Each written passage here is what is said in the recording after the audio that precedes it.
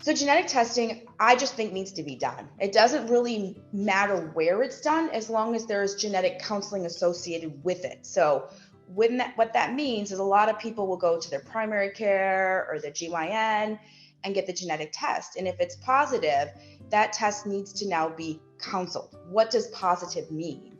And that's where you get slipped in with a genetic counselor or a high-risk breast clinic like I run for my patients.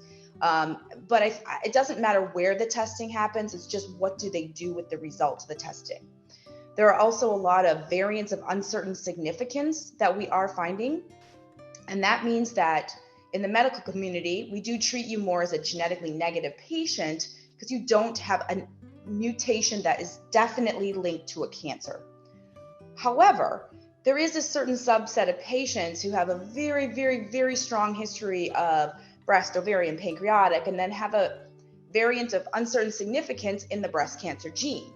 Now, that is a different scenario. Well, I would take that patient in my high-risk clinic, because I do genetic counseling, and say, I know that we have a variant here and it's not pathogenic, meaning it's not linked right now to breast cancer, but based off of your family history, you are someone who I would treat almost as a positive mutation. And so we have to look at these a little bit different. And that's why with these variants of uncertain significance or positive tests, they just need to be plugged in with a genetic counselor or a high-risk clinic to have further discussions about their actual risks.